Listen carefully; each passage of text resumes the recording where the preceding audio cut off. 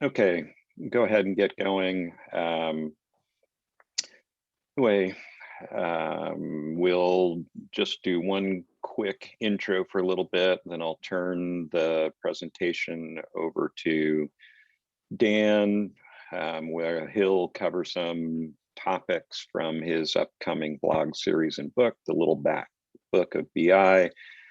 Then I'll come back and talk about integrating webhooks and Teams so you can get notifications there rather than relying on the built-in email system. And then we'll do just kind of a quick wrap up at the end. All right, so on the intro, first things first, next meeting is tentatively scheduled for 18 May. The meeting itself is actually scheduled, but we're trying to make sure that we've got panelists and things lined up. So kind of expecting that we'll have a roadmap overview of what's coming from Tableau over the next year.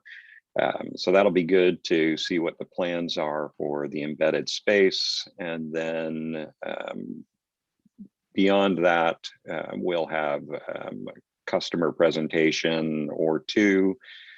So should be some pretty good material to cover. So one of the things that we pretty much bring out every time, if you're interested in presenting a use case or a technical topic that would be of interest to the group, you can contact me or Bob. You can post in the user group forum out on tableau.com, or you can put something in the chat information for the meeting today. So if you do put something in the chat today, please ensure to include your contact information. I think we've had some people do that in the past and they didn't end up including their contact information, so we weren't able to follow up with them. So with that, that's all I've got to cover to get started. So I'll go ahead and hand it over to Dan and let him take over with his presentation. Okay, Jeff, thanks a lot. Might take me a second here to get everything running.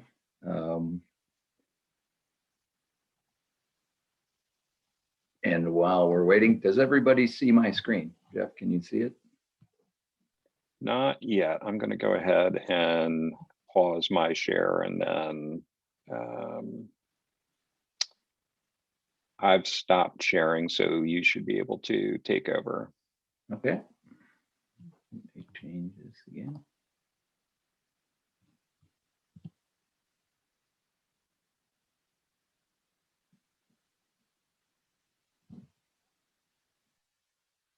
How about now? We see your screen not in slideshow mode yet. There you go. Now, are we good? Looking good. Well, thank you very much for the intro, Jeff. And I just noticed some names popping up that I want to mention. Robert Rouse, former interworker. Thanks for coming, Robert. And Medrick, hi. Emily, hello. Lee, hello. Sorry if I missed anybody else that I know, because I'm sure there are more names that I saw that I'm familiar with. What I'm going to be talking about today is an article series I'm working on, and it's really inspired by what I'm seeing with a lot of different companies. You know, everybody had a tough year last year and had to adapt their business, but when you are tested like that and you try new things, it's actually a growth opportunity for everyone.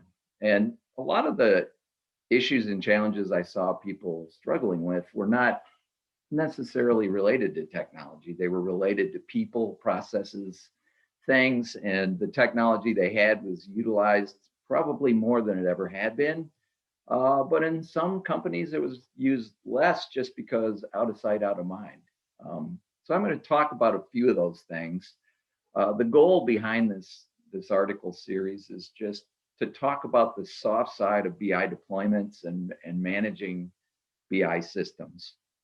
That, of course, incorporates tools like Tableau, but many other moving parts in the supply chain of data.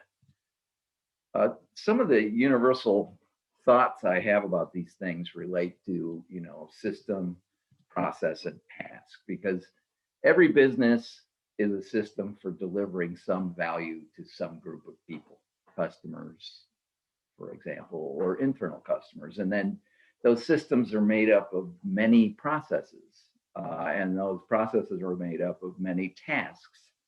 And the success or failure of a business is how well you execute your processes, how tight they are, how well documented, how well measured. BI systems are no different. If you have a well documented system that's been thought through, you know who's responsible for different parts of the moving pieces, you have good measurements and metadata on it, you can usually ensure a pretty good user experience. And if you don't, you will have varying degrees of success. The other way I like to think of the world is that every company has three kinds of data. First, it's the data it's the information that people talk about when they talk about the business. It's probably standardized reports that have been around for a long time. It could be tables, it could be dashboards, but it's the things that become the context of the discussion of some normal cadence that happens weekly, monthly, quarterly, or annually. And then there's another kind of data that it's the data that you know that you need to know better. It's one level below that. It's the questions that arise from the data that you see all the time. And then there's a third type of data it's this data that you don't know you need to know better. It comes from ad hoc analysis, emergent, phenomena, where you're trying to understand what's triggered something good or something bad or something new. And so this is the other way I think about projects with clients, is just what's going on in terms of, what systems they have, and then also what kinds of data are they aware of. And this leads to another sort of general mental model. First, if I'm looking at a company, how mature are they? Is their management system really well defined? Do they have a good hierarchy? Is it measured properly? Or is it sort of undefined, new, and sort of emerging? The next part is, what tools are they using? How mature are they? Do they have a BI system or not? Is Tableau their starting point, or is it part of a long evolution of many tools they've used over the last 20 years? Then after that, we look at process. Is it organized, documented, standardized, or is it sort of emerging and not as well documented? And the next level is, is it properly managed, and do they have the right metrics to continuously improve? And if they don't, that's something important to help, make sure that you have. And then finally, when you're reaching the full maturity, you've now got all these things in place, and you're working on continuously improving them for both the benefit of your shareholders, but also your customers and your internal stakeholders. So one of the questions you should be asking yourself, in terms of your BI deployment, is where do you stand? How mature is it? How well documented and defined is it?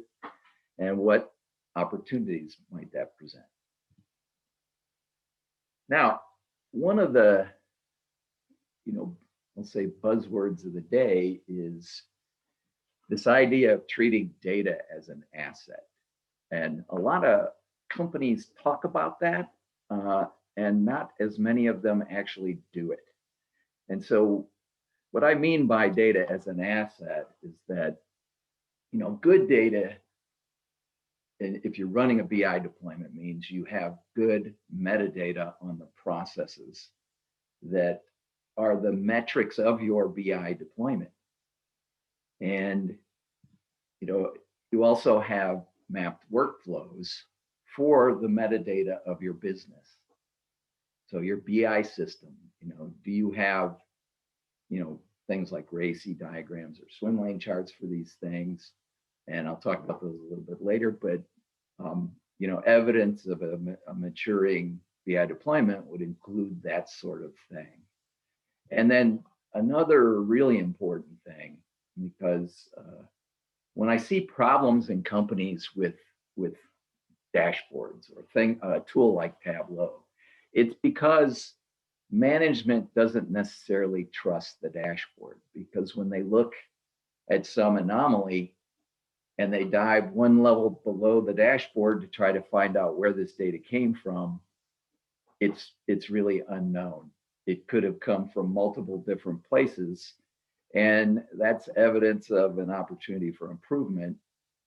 So when I talk about data as an asset, it's all of these things.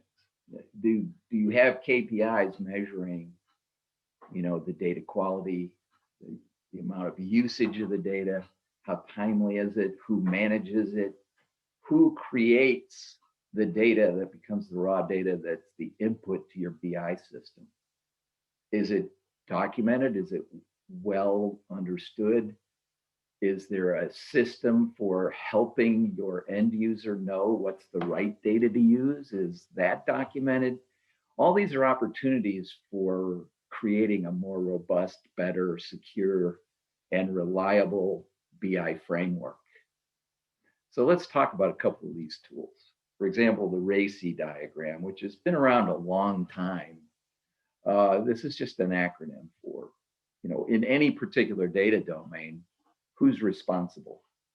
What process is being documented? For example, if you're talking about order entry, there's multiple steps to that. They're receiving an order. Somebody has to sell it.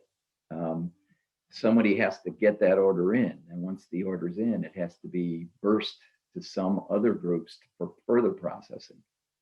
So, who's responsible for that process? Who owns it? And then next level is, who is accountable?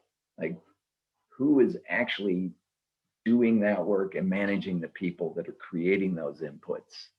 And then who outside of those groups should be consulted to make sure that, they're doing it the best way possible, utilizing tools available as well as they can be. And then lastly, who needs to be informed about what is the process and what data is generated?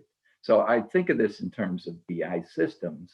How can you map, each important business process that's generating the raw data that goes into some presumably data warehouse perhaps, or data marts? Who owns those things? How are they measured? Are they measured? And then what kind of metrics, have been developed to determine how well that particular system is working or process for producing data? One of the interesting dynamics of BI is that if you do a good job documenting processes and ensuring data quality when it comes into your data warehouse, everything works better, everything is easier. It's not just a data payoff, it's a payoff in terms of reduced waste. I used to say, this is how do you avoid the Monday morning aw shit syndrome, where the same problem you've been noticing for the last 10 weeks is still occurring. It's eliminating those recurring problems that manifest themselves in data, but also manifest themselves some other way in the business. Now, another tool that's really useful for helping document these things is something like a swim lane chart. This one's, obviously a very simple, oversimplified chart, but one thing that I learned a long time ago is that whether you realize it or not, you probably don't know every part of every process, even if you're responsible for it. I've been involved in projects where we'd start with a group of people, say 10 people, and we'd literally walk around the building and say, okay, what do you do? And where do you go to do it? And what inputs are you generating and why? And what's really interesting when you go through these is that every group learns something about what the other groups downstream and upstream were doing. And in almost every case, there's waste. There's usually data points that were important 5 years ago that are no longer necessary. But because it was needed at a particular time, it just never went away. And so going through a process like this to identify actually who's doing the work and what they're doing and what they're inputting and why that input is there, you find out something from the next person in downstream that maybe that's no longer needed, or maybe it was needed at once upon a time, and it's possibly useful, but just not as necessary as it used to be. So this, process of, RACI and Swimline, I've used a lot in the past, and it always provides insight that's potentially useful in a BI deployment. Now, there's some givens. Today, data security is an absolute. It's sort of the price to entry. This is all about making sure that unauthorized access is prevented, but doing it in a way that doesn't turn off your users. Because you don't want to make security so difficult that people are just annoyed that they have to traverse it every day to just get their basics. So you have to do this in the most efficient way possible that still ensures that you're protecting the data. This is one of the biggest rubs I see with clients, is that they have very good security, but it's also very time consuming and or annoying for people to access what they need. And I think it's worth the effort to try to think through that and do it in a way that's the least burdensome possible, that still provides proper authorized access and prevents unauthorized access. And nobody wants to be part of the news cycle when you're breached.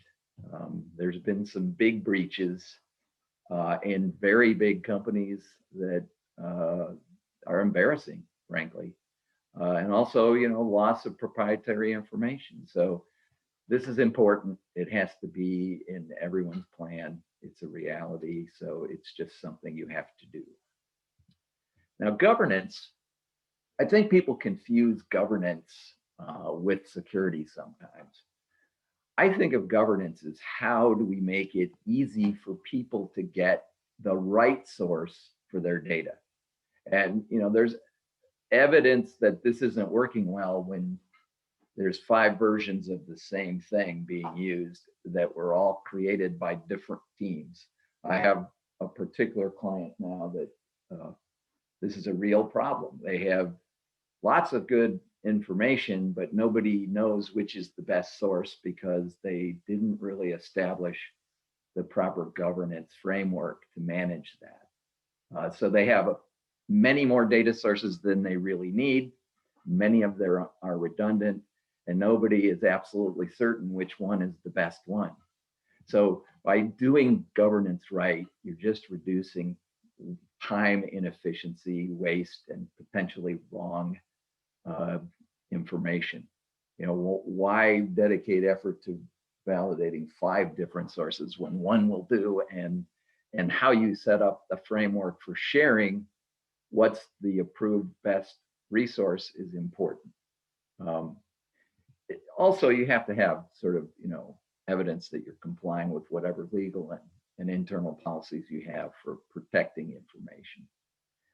It's clear that with GDPR in Europe, and then other states are starting to implement security and governance rules. This will be a bigger and bigger part of any BI deployment, just making sure you get this right. Between the security and governance models, a lot of effort has to go into doing that correctly. Because if you don't, it's potentially disastrous. And if you make it too difficult, people won't use it, and you'll end up with waste. So another facet of this is data lineage. So this is when you're looking at a dashboard or a report, you want to know, where did it come from? Who generated this data? and who's accountable. So it just gives you a way to trace back to the original source of that particular information that's presented in the dashboard. What was the actual provenance? Who is the person I call if I have a question? This is important. And of course, Tableau has recently, well, not recently, it's been out for a while now, has the data management add-on that gives you sort of a nice little lineage tool right there. If you've got that add-on, it's quite useful. It helps. Now, another aspect of this that is called provenance. Generally, you don't hear this term too much applied to data, but I think of it this way. You know, if you're somebody that likes to invest in art or unique historical documents, the big part of the investigation there before you buy any of that is establishing, you know, the data provenance or the provenance of authenticity. And you could apply this to data as well. It's a way to establish, you know, the accountability and responsibility for that data, and also what the business process is that it came from, and therefore also the person or team responsible for that data. So provenance is important, and all these things relate to each other: security, governance, lineage, provenance. And if you do all these things in your planning, your data or BI system and your process for delivering that information to people will be better. You'll reduce waste, you'll increase efficiency, and of course, if you were to think of all this work at the beginning of a BI deployment, you'd probably say, wow, that looks like a lot of work. I want to skip that. But eventually, you will do all or parts of this, whether you do them as a plan or as a reaction to something that's not happening well. You will eventually do them if you want to have a successful deployment. Now, one of the interesting artifacts of Tableau is that it really, in most of the businesses that we work in, there's a Tableau component to the BI deployment, and it may have been the thing that really triggered explosive growth because people like using it. But one of the things I don't see as often is people measuring adoption in some, clear way. Tableau doesn't actually give you all of the pieces you need to measure adoption well. And what I mean by that is that, yes, you can see what reports are being opened the most, but it doesn't really give you enough. And what I mean by that is that you have to normalize reporting for these things. What you get when you look at the metadata that comes out of a tool like Tableau is that the number of times it's opened, generally means, yeah, that's getting used a lot.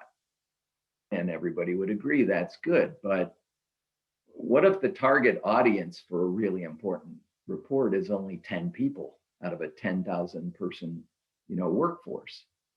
It may be that particular 10-person report is critical business information that senior executives need. In the normal way of weighting reporting and usage, that might be invisible to the BI team because there are just not that many people using it. So what you have to do in order to sort of normalize adoption is take into account how often the report should be used. Is it a daily, a weekly, a monthly, a quarterly, an annual report? Is it some totally ad hoc report that was just developed in response to some need? How big is the team or team of group of people that's supposed to be using it? Is it 10 people? Is it 100? Is it 10,000? And then how do those users rate the report? How critical is it?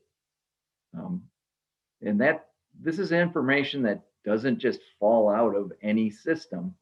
It implies you have to develop ways to collect it and organize it. And this is something, and we've been thinking about a lot at Interworks. We've been working on it for about 6 months. I'm hopeful in the next 2 to 3 months, we'll have some tools that we've developed for people to use. But that's what it's all about. It's figuring out a way to add context to every report so that it's properly weighted for the size, frequency, and importance of usage. And what I think is important is to give your end users or your team the ability to modify weights on those things. Because if it's set up rigidly, you may have a particular system situation that requires a little more nuance. So I think you have to think about all of these things in order to create a system of measuring adoption that's objective.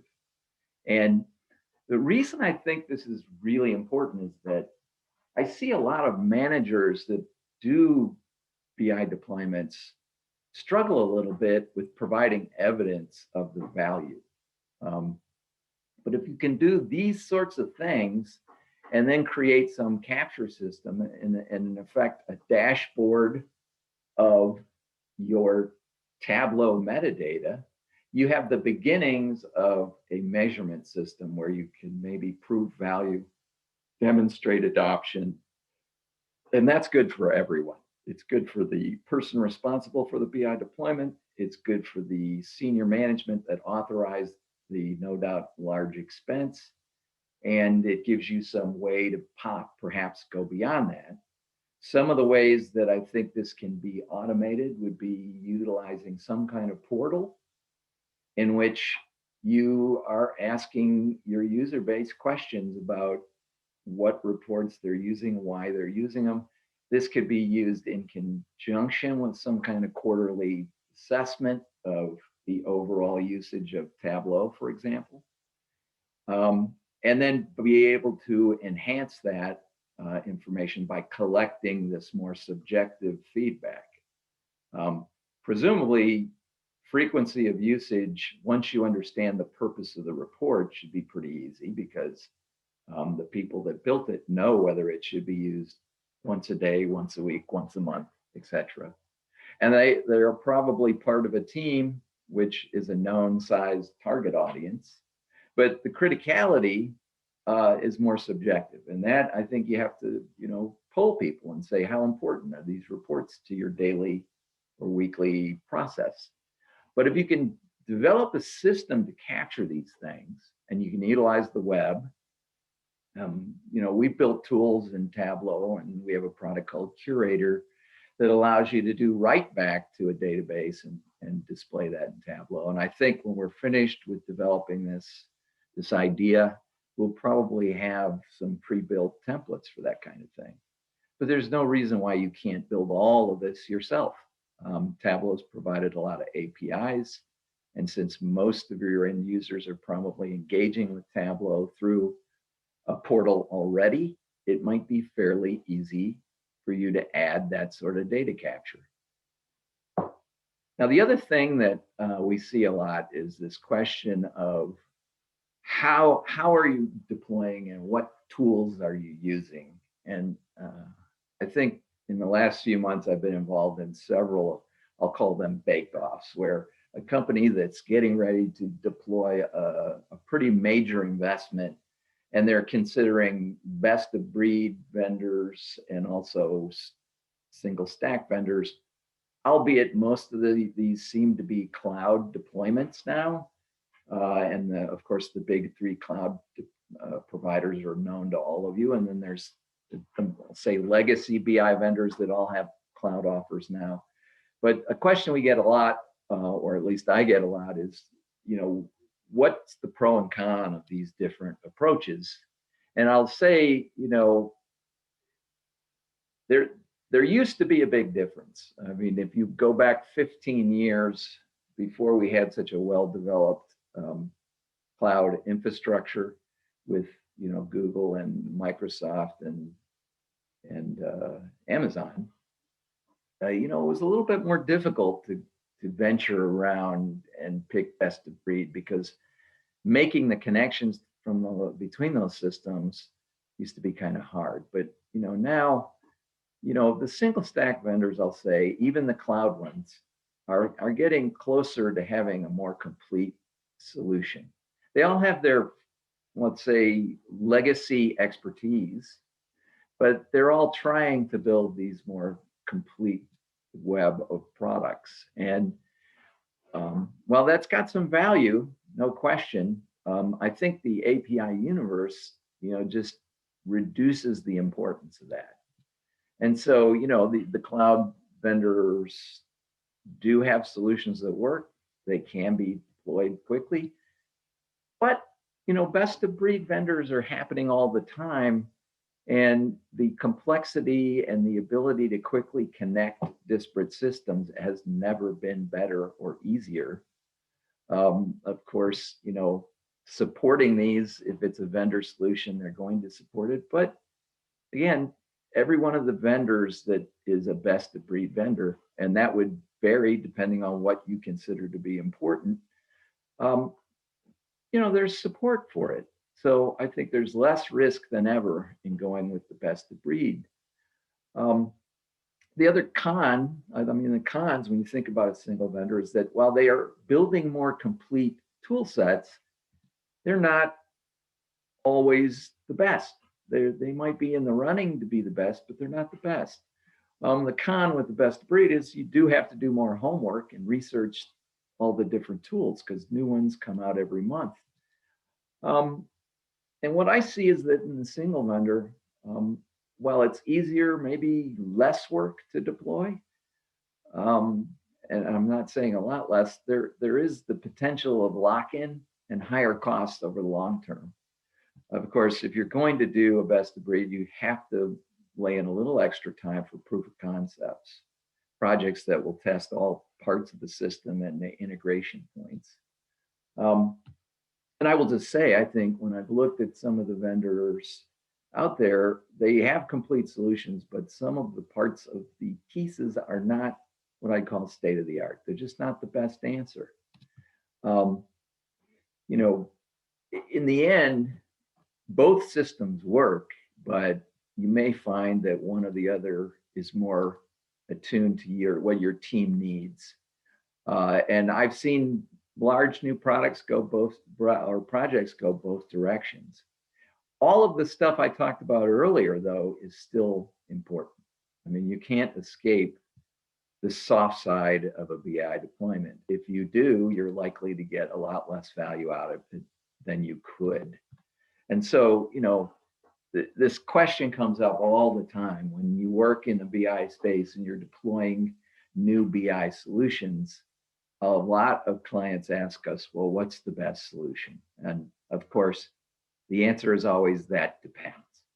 And so let me show you what one possible solution might look like. And I am not saying that these are all of the products we might talk about, other than I would say Tableau is just about always a for sure, because we made the choice a long time ago at Interworks that Tableau was going to be our visual layer until somebody else proved they had something better.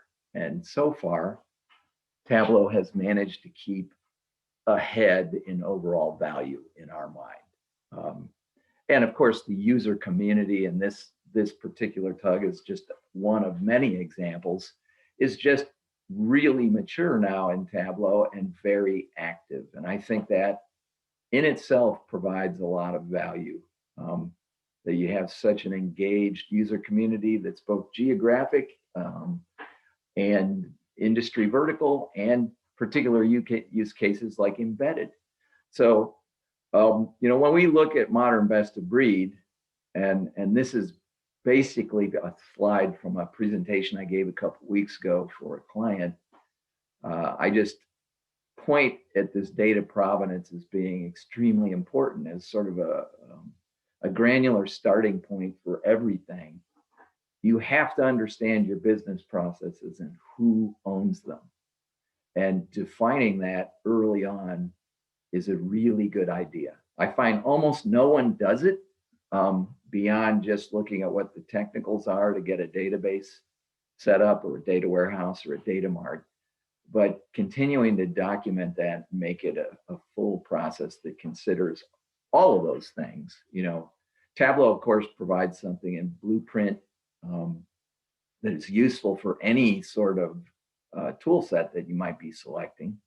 And we do similar things at Interworks with the strategic vision roadmaps, and it's all built on this idea of defining the processes outside of the technology, the people, the systems, the organization, and then considering, what tools are necessary to provide security, to help you define governance, to track data lineage. And then, of course, on the left side of the screen, there are many different sources of data. Your ERP systems, more likely than not, are still on premise, even though there's a growing cloud, set of solutions. Those generally work for smaller companies. Most of the larger companies we interact with are not in the cloud; they're on-prem. And then all these many different cloud services, and of course, Salesforce is Tableau's new parent, probably the most successful CRM in the cloud, and now overall CRM package available in the world. You see tools like Einstein, which are built into that particular system that help people do predictive analytics based on very well-defined workflows. And I think this is something we will continue to see different vendors build particular, machine learning and AI tool sets for the workflows that they are managing. It makes a lot of sense. It reduces the work for the client, and it doesn't preclude you from doing a more broad data science deployment for predictive analytics.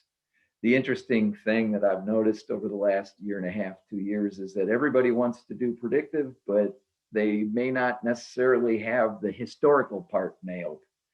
And of course, putting statistics on bad history doesn't help you a whole lot. So, you might get into very big data, sources that segment is a good tool for event processing and developing personas. Particularly, we've seen that in the B2C marketplace start to get traction. Of course, there's lots of load tools now. Fivetran is a really good one if you're in the cloud, because it's taking a lot of the time out of mapping those sorts of interactions. And DBT is more of an open source transformation tool. I'm showing Matillion up above because it's sort of like, if you're familiar with Tableau Prep or Alteryx, it's a similar tool to those, but built for the cloud. And by the way, I'm not discounting Alteryx or Tableau Prep. It just, in this particular case, this is a more enterprise sort of workflow. Of course, cloud storage layer, we have clients that have 1, 2, or all of these, and that's the reality in many larger companies. They don't have one BI system. They have an aggregate of many that they've developed over years. We love Snowflake because Snowflake just makes deploying a new BI system a lot easier. The brilliance of that tool is the separation of storage costs from compute. We find that it works for small companies and very large companies, and we think Snowflake is the Tableau of this decade. The combination of Tableau and Snowflake is a really effective one, and if you haven't looked at Snowflake, you should. Now, I will mention here the data science tool sets we see. We like Dataiku because it provides a framework for managing lots of data science projects that use many different tools. And what we see especially in larger companies, there isn't one preferred tool. There's many different tools that data scientists like to use. One of the things you should think about, though, is how to separate, I'll say, the art of data science from the, let's say, grunt work or the plumbing of data science. I see a lot of very expensive data science people being used to do data transformation work that would probably be more efficiently and better done by a data architect that's used to managing that sort of a workflow, which is, transformation. So perhaps there's opportunities there for, systematizing the plumbing of data science and allowing the data science scientists more time to work on the art or the proprietary parts of that workflow. And then going all the way to the right, this is a Tableau embedded user group, so I'm sure you're all embedding Tableau in websites, and you've probably got good reasons for doing that. You want to customize the look and feel for particular end user groups within your company. You want it to be more customized to them. We've, of course, built a tool we call Curator to help people do that without having to know how to, do web coding. And then I'm showing here, Tableau Prep for this ad hoc piece, smaller data sets. It's pretty good. If you can get away with using it, you may not need a tool like Alteryx. If you've got, some heavy geographic component, Alteryx does that kind of work very well. And again, these aren't all the tools we might see and work with in clients. But in this particular case, it was a relatively large company that had a desire to move to the cloud. And they had a pretty well-defined older system that needed to be replaced. This is what we showed them. And so, the message I want to leave with you here is that, doing these soft side things and thinking about enablement, thinking about data, the processes that create the raw data that go into your data marts and data warehouse is really important. You're all doing security with, everyone is reached let's say a healthy level of paranoia there. But, tools like Okta, if you haven't heard of that tool, I suggest you look at it. It's great for larger companies, especially ones that may have acquisitions going on that require a lot of integration work. Okta helps you with that identity management. There are multiple tools for data governance. I'm mentioning Immuta here. There are others. This is an emerging area that might help quite a bit. And of course, Tableau has its data lineage tool. So I think I'd like to end here with this. A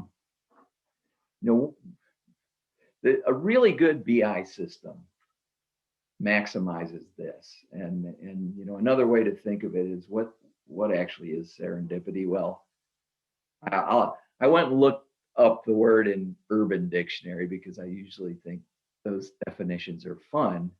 And they actually have one here that's pretty good. It's serendipity in Urban Dictionary is a very good coincidence, often leading to something really awesome. All right. Yeah, that's what you want. You want to have your tools allow people to think creatively and make discoveries that could be a new product or an improvement to your process. The other way I think of it that's even simpler is it's like putting a quarter in a gumball machine and getting your gumball and 3/4 back. If you do your BI planning right and you develop your systems for managing and measuring adoption well, that's what you want in the end. You want to put your quarter in and get 3/4 back in the gumball. So that's the conclusion of my talk, and I've got 9 minutes to spare. I wanted to allow a little time for question and answer. So if you have questions, and Jeff, I haven't been looking at anything in the chat, and I'm not sure if I knock this out, what's going to happen, but I'm curious what kind of questions might have come in.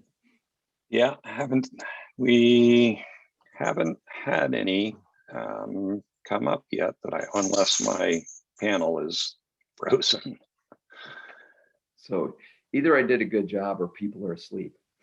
So could be a little of all of the above. It might be both. If you have other questions, I will give Jeff this slide deck. I'll have my contact information in there. And if you have questions you'd like to dive a little deeper, Jeff will have the deck. He can distribute it. And if you want to reach out to us, we're happy to talk to you. Yeah. So, one of the things, a lot of what you're talking about is not necessarily the hardcore technical things that a lot of people get engaged with, but really, really important. So are there specific skills or things that you think Yeah, I think when people should be thinking about when growing to get to higher levels of their career and more strategic? Yeah, one of the things that I think is interesting about BI and technology in general is that it tends to be populated at the experts by younger people.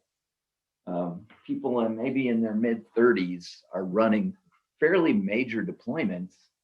And what I see is that there are a lot of good ideas from the 70s and 80s and 90s that were generally applied to manufacturing companies. There was a big, competitiveness problem, particularly in the automotive industry when the Japanese manufacturers and Deming sort of created this whole culture of quality circles and feedback systems for measuring quality. I think it would be a really good idea for a lot of companies, and particularly ones trying to deploy or improve a BI deployment, to go looking for people who maybe consultants or companies with the skill that understand these tool sets for process improvement and continuous improvement, because I see a lot of overlap in what worked. I came from manufacturing and spent 20 years there. A lot of the tools that I see Google talking about with new words are very old ideas that have been repurposed and renamed. And I think there's a lot to be said about getting at least one person on a BI deployment project or your BI team that knows quality systems, knows quality tools, knows how to do process improvement measurement schemas. Because at the end, I don't see very many BI deployments, even mature ones, that have, I'll say, a metadata dashboard of adoption and quality and usage. I just don't see it much. And I think it would be a relatively small cost for most companies to have a person like that added to your team, or someone, a consultant that may not know anything about BI or BI tools, but knows a lot about process improvement. I think a lot of companies would benefit from adding that sort of skill set to their team. That's a really long answer to a short question, Jeff, but that's what I think. That would help a lot of people get more value out of their existing investments. Yeah, I think that's a really good thought. We've have a lot of process improvement people that get involved in the actual clinical workflows, but I don't know that we have done as much to improve processes in the analytic workflows that follow the clinical side of things. So that's an interesting perspective and something that we may need to be thinking about with who we're sending out into the field to work with our clients. The other thing to think about is, how can you provide the proof that the investment in all these tools is actually paying off? At the end of the day, you want to be able to capture evidence that what you expected to happen is happening. And the more you can quantify it in dollar terms and then get some, let's say, cross-functional agreement that the numbers are reasonable, and have a systematic way of capturing that, it just gives you evidence to go and take to the C-level and say, see, this is the benefit we're garnering here. And we've, translated it into dollars. I'm not saying that's easy to do, but, a lot of BI deployments are very, very expensive assets. And if you can measure that asset and quantify it in a way that'll make sense to the C-level, and you show that you're getting the improvement, you're probably going to get more money to do more work. And in the end of the day, that's what I like to help people do: get more value out of their current assets, and then also get them improve their stature and give them proof to make their management team trust them with a bigger investment and more value creation. So. Yeah, great stuff. Let's see. So there's a couple that got sent in, a couple of questions that got sent into the chat section rather than the Q&A session. But if you can take a look at a couple of those. Let's see, chat. Okay, so let me scroll down the list. I'll try to get that first one. Oh, hello, Robert. How are you doing? Yes, I will send a copy of the PowerPoint. I will do that. Jeff will have it later today, and he can distribute it however he wants. Let's see, given you evaluate other BI solutions, what's your take on Looker? Okay, well, I'm going to give you the short snide version and then a more thoughtful version. I am not a fan of the incumbents, buying up technologies, because I like to see small and independent companies continue. Looker was certainly doing some great work. I like seeing competition to Tableau because it makes Tableau better. And I'm certain that, Google's going to do something with Looker that leverages what Google does best. And I've already seen some of that. And so I think Looker, Power BI, still ClickView in some cases are all good tools, and all do, decent work. I just still like Tableau better than any of the tools. I like the genetics of Tableau in that it's trying to connect to everything. And I think Tableau's done still the best job on user interface. And I think the user community around Tableau is just by far the best. But Looker's a good tool. I do not have any negative things to say about it, other than I think Tableau is more flexible. I think not having to build, a metadata layer to make it work is really, it's easier to do in Tableau, and it has fewer requirements. So I'm still a bigger fan of Tableau than Looker. Another question by Brandon. What are good strategies for engaging with business users to design for serendipity? That's a good question. That's a good question. I think, you have to know your customers.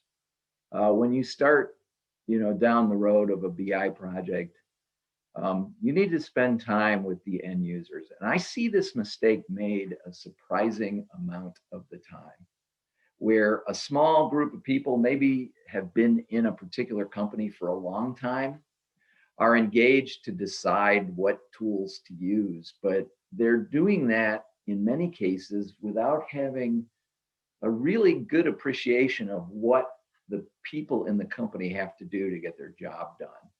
And before I'd undertake any BI deployment, I would make it a point to go around and interview people that are, managing key business processes, because those processes are creating the data that you're going to use. And I'd ask them what they don't have, what they need to do a better job. I think creating designs for serendipity is really about giving people the best information that they need to do their job better. Because when then people have information, not just raw data, and it's timely and presented in an appealing way, that's where serendipity comes. That's where the third kind of data that I mentioned at the beginning of the talk, the data that you didn't know you needed to know more about, that's when that is surfaced. When people have the foundations to do that kind of work and do it quickly, that's where serendipity happens. That's when you get the 3/4 for one and your gumball.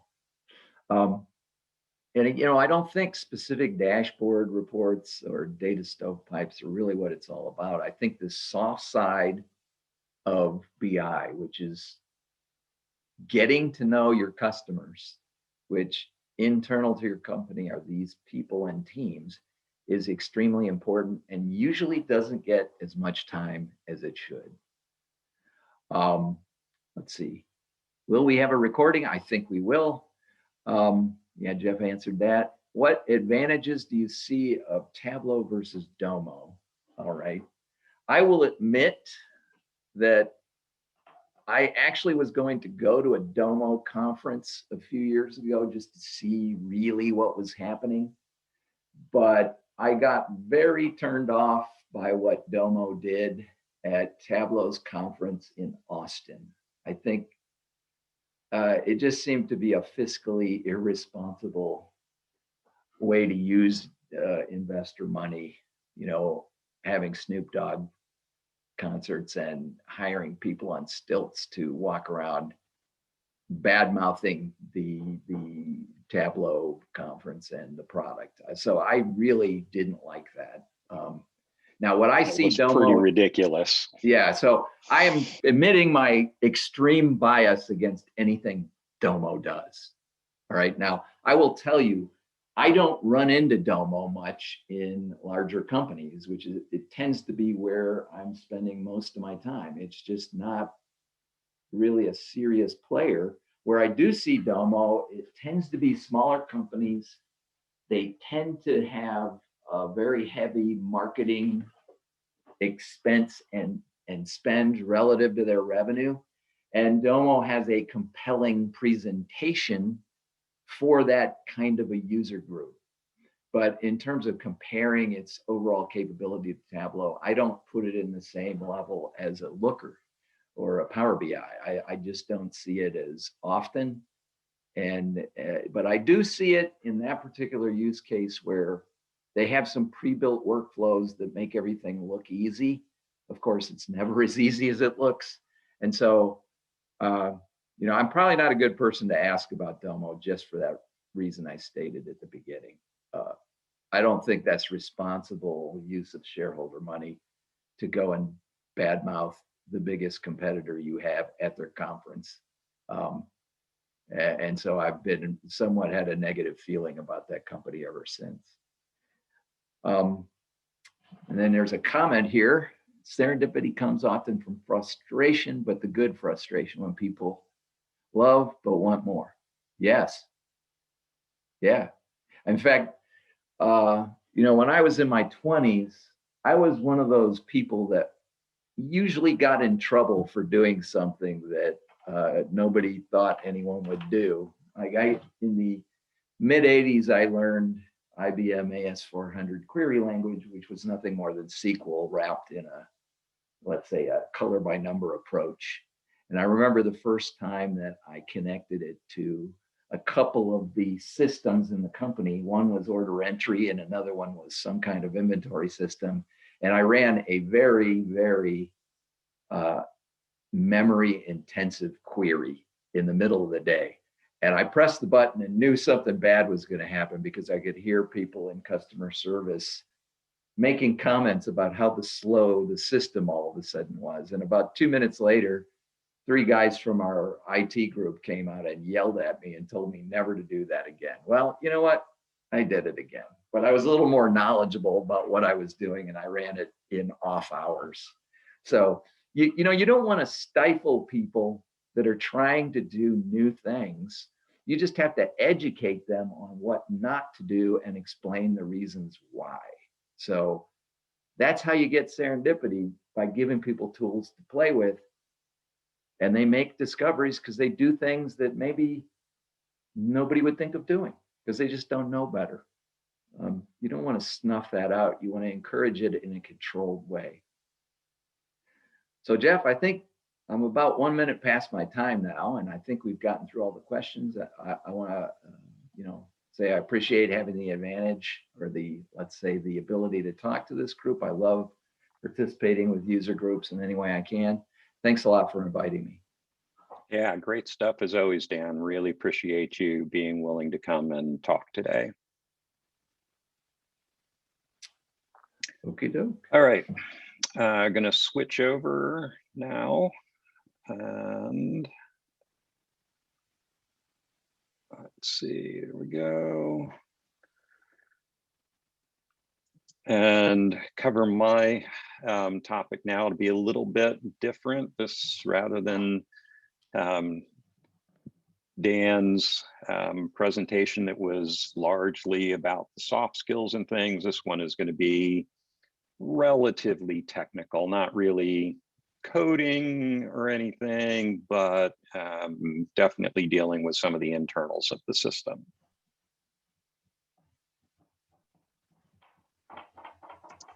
All right, so just kind of an example problem statement of how actually got me started on building this system is have a larger organization and you have support or operations teams. You've got a lot of different systems that you're trying to cover. You've got different clients that you're helping support. And you're probably managing an on-call roster because these things pop up and they're typically not at convenient times and interrupting. So in our case, it just didn't really want everyone to get notified every time something got wrong, because we didn't want to interrupt everybody's day when something needed to be addressed. Just interrupt the appropriate people at the appropriate time.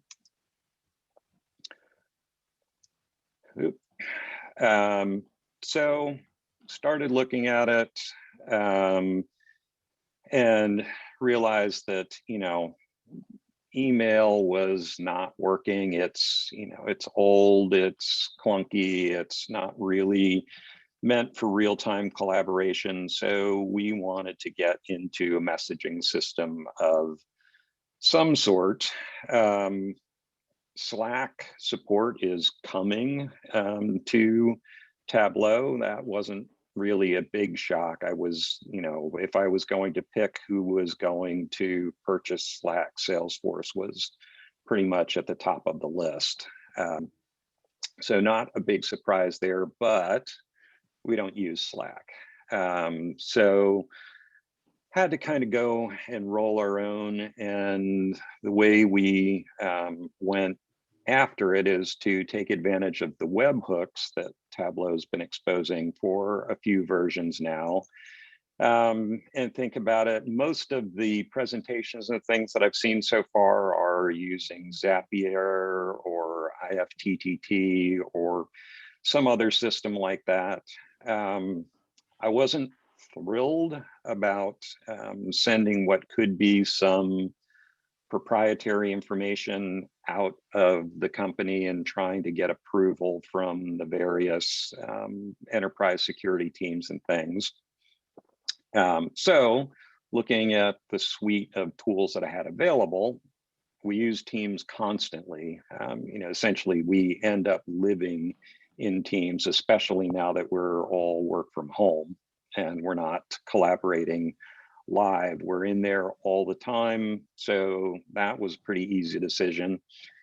And then we also have Power Automate. So that was part of how I was going to link all of these things together. So, why Power Automate? Well, for us, it's simple. We've got it as part of our Office 365 enterprise deal, limited code required. And in fact, when I get into the actual instructions and things, it's essentially no code. It's all just wizards and clicks and off you go. The other thing is no need to find a place for the process to run. We didn't have to put it into one of our other systems or scheduling systems, didn't have to allocate time for AWS Lambdas or something like that, since AWS is our primary environment. And in this specific case, because I was using Teams, Teams requires the input webhooks, I mean, Teams will accept a webhook just without anything else, but it has to be in a very specific format or else it doesn't know what to do with it. In some other scenarios where Power Automate wasn't the right solution, we use Python or other tools to generate those JSON payloads, since Teams just isn't that flexible. But in this case, there was no need for any of that stuff. So to go through the process, the easiest way to do this stuff is Postman if you don't have it already. Tableau has made collections available for Postman, which just makes it a lot simpler to structure the requests and deal with the responses that come back because they've already defined them. So the links are in there. Now, the other option you've got is you can use curl to do all of this stuff if you decide you don't want to use Postman. But I mean, the reality is that if you've decided that you're going to use curl, you're probably not going to use Power Automate earlier. You're going to just code the whole thing. And the instructions for all of this stuff are in the Tableau help file. So you can go out just to help.tableau.com and you can find information about the webhooks. And the help stuff has moved around a little bit. Some of it is in the help.tableau.com. Some of it is in Tableau's GitHub, as you can see from the links on the page. So I say moved around a little bit, but it's all relatively easy to find. A quick web search will lead you to both of those sites. So to get started, you end up going into Tableau, opening up the user that you want to monitor these things, and then we're going to create a personal access token. So you just scroll down to the page, enter the name for the token that you want to create, click the Create New Token button, and it pops up a dialog box that contains the token name and your secret for the token, and you're going to need both of those. Now, this is really important. That dialog box pops up once, and that is the one and only time that you can find that secret. So when it pops up, make sure you do that copy to clipboard and save it in some reasonable space. And then once you've done that, you can see that the token ends up being listed in your list of tokens associated with that specific user. So just quick, why tokens? It allows you a more fine-grained control than using usernames and passwords. You can allocate them for very specific purposes and revoke them at need without having to create a ton of different users, things like that. And with that token, you can give that out. And people can use it with the REST API, but they can't necessarily use it with the user interface. So things that you want to do, make sure that the user that you're working with has the appropriate privileges, not too much, not too little. Some other things about tokens, if you don't use them, at least once in every 15 days, they expire. That can be configured. One of the other things about it is even if it is used at least once every 15 days, they expire in a year. So if you're going to use these things, remember that they eventually expire. And at that point, you're going to have to recreate something. It's probably, I can go both ways on that as far as whether I want them to expire or not.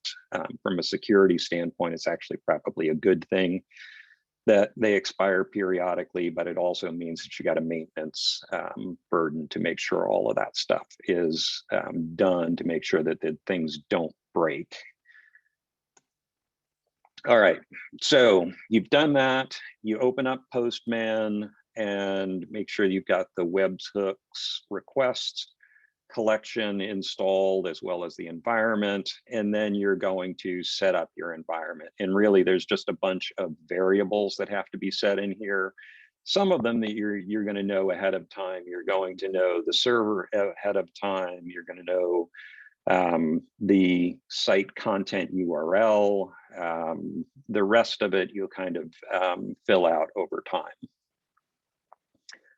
So within Postman, if you go to the JSON folder inside that collection and choose the sign in request for personal access token, it's going to show you a JSON request that has some variables in there. Those are the things that are in double curly braces.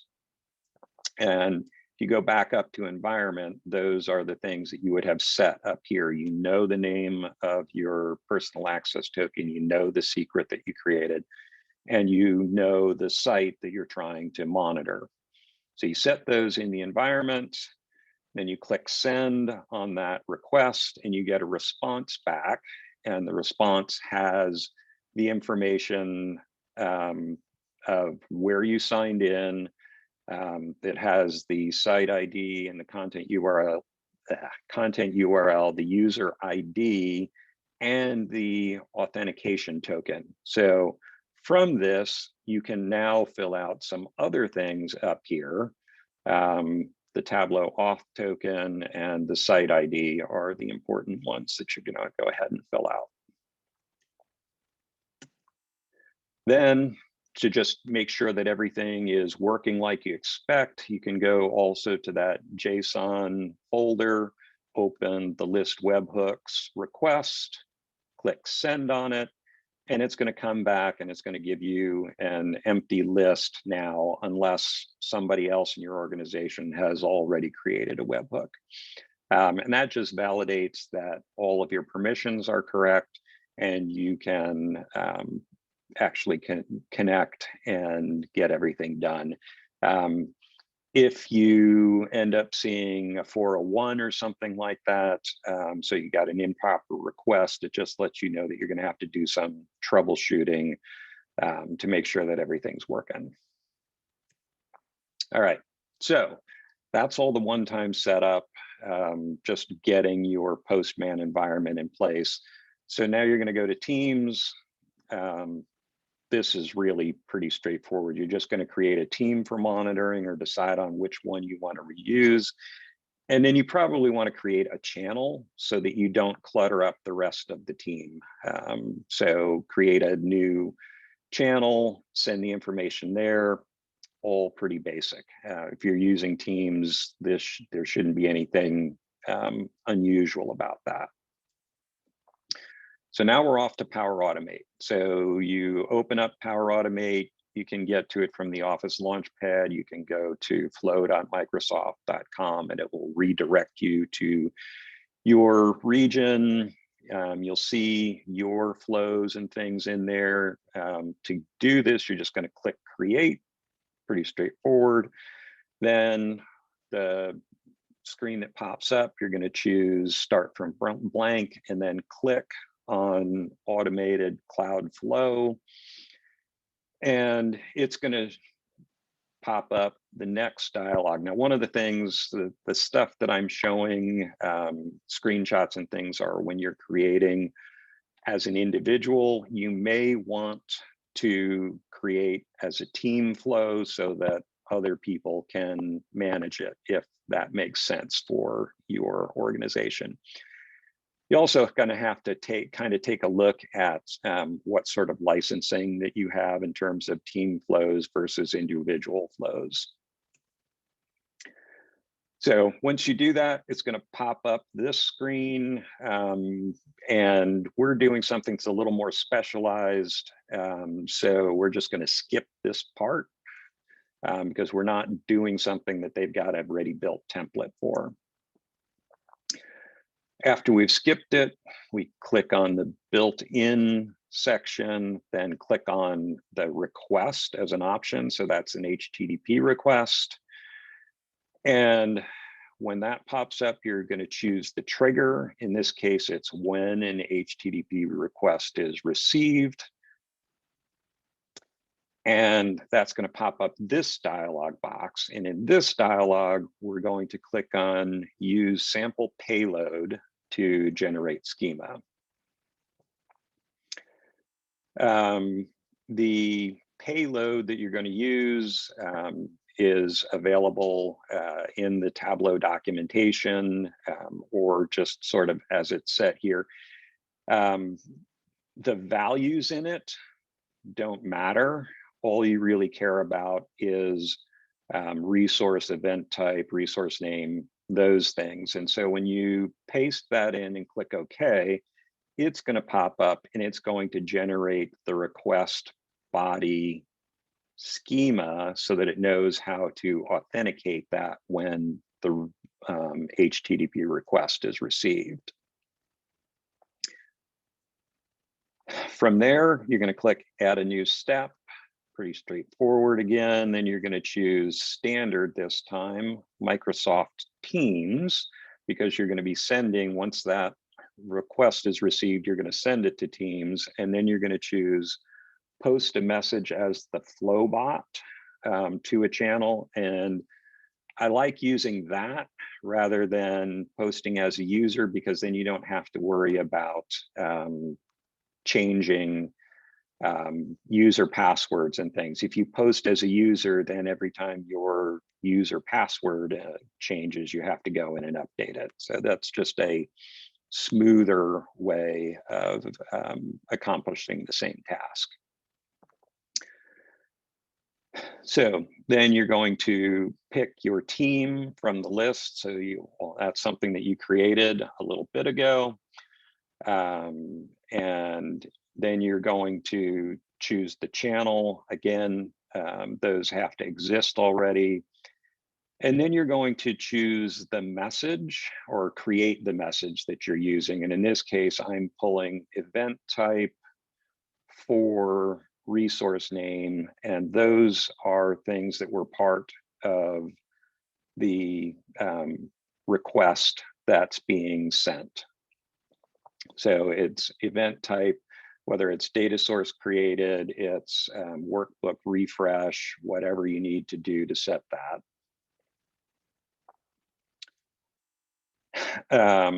And then you're going to click on the request step. And at that point, it's going to generate a URL that's now going to be listening for that webhook to be sent. So back over to Postman, you're going to update your environment, and you're going to place the target URL that was just generated by Power Automate in the webhook URL variable. And you're going to set the event that you're going to trigger on, whether that's data source created, or in this case, webhook source event, data source refresh started, or workbook refresh started, or failed, or whatever.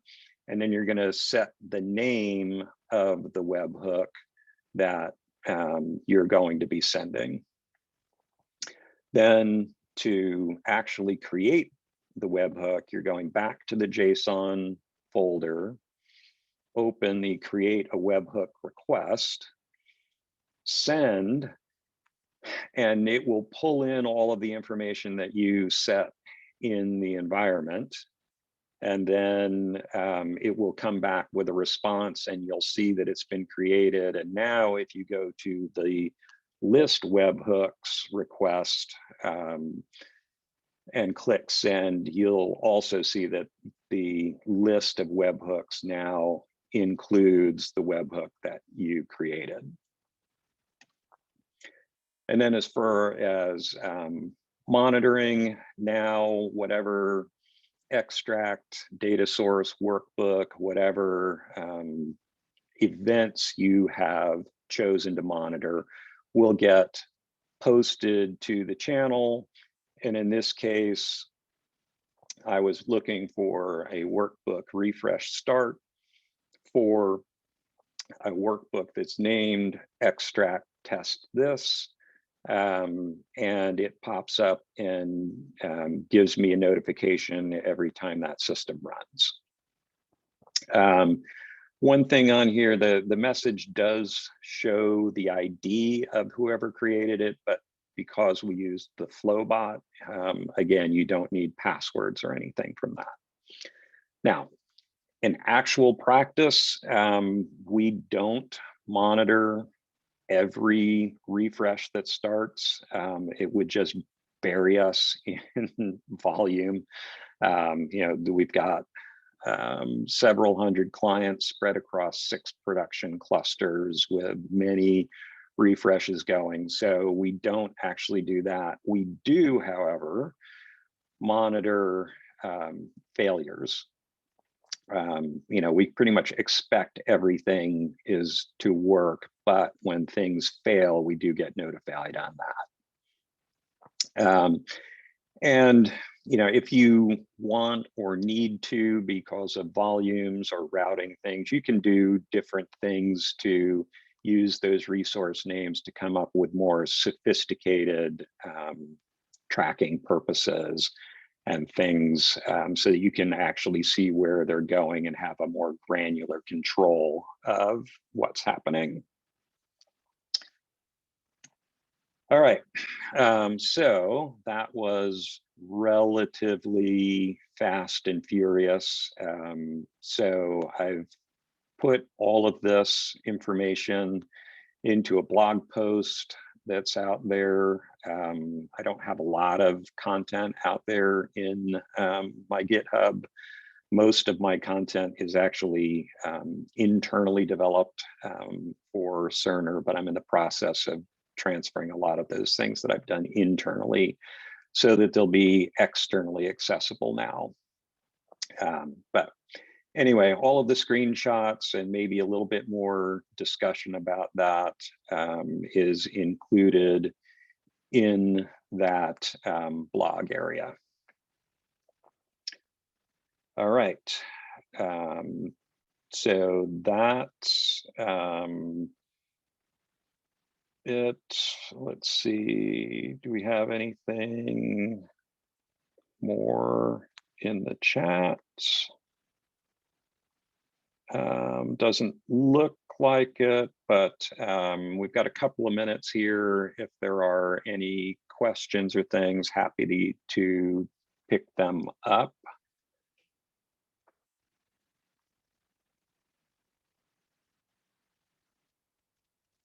And while waiting for that, just kind of hit the wrap up section.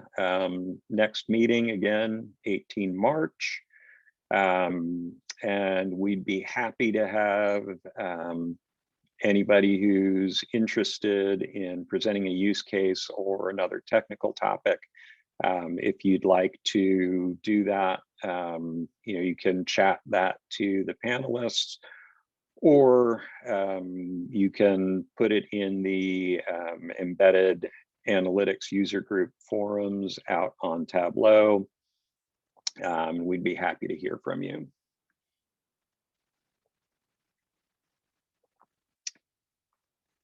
And I'll hang out here for a couple of minutes. We're coming up on time.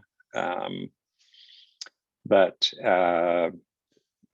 thanks for coming. Thanks especially to Dan for his presentation. That was great stuff as always. And hope that the information was useful for everybody. Let's see, so alternatives to Power Automate, that question came in. If you depends on security and things. Some of the kind of classic things are Zapier or IFTTT for if then, or if that, or what does it stand for now? If this, then that. There you go. And frankly, I use IFTTT for some of my smart home stuff. I've got things when certain events happen to send texts to various family members and things like that. So you need something that's sitting there and can interact with a webhook. So IFTTT or Zapier are probably the things.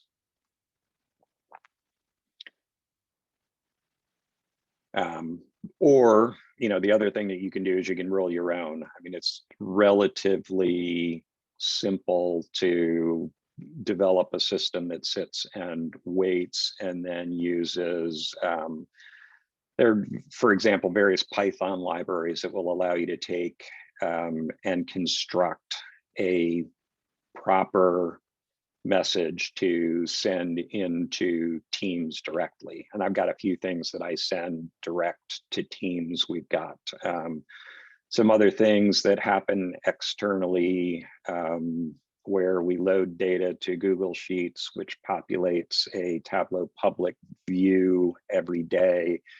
And I've got monitoring system on that because it happens all outside of our system. That's all written in Python, and uses Python to send a message to Teams instead.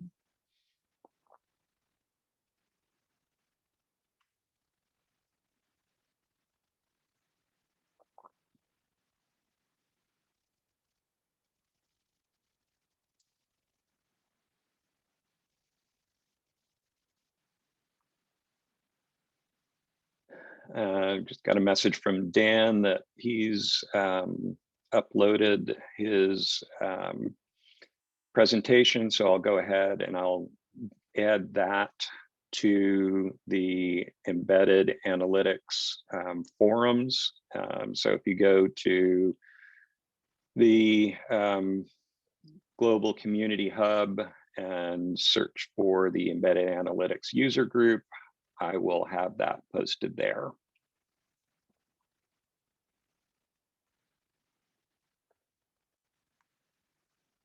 All right, don't see any more questions coming in. So thanks everybody for joining. And again, thanks again for Dan, really appreciate it. And I hope everybody stays warm, stays safe, and that maybe we'll actually get to see one another live at a TC at some point in the future. So thanks for joining.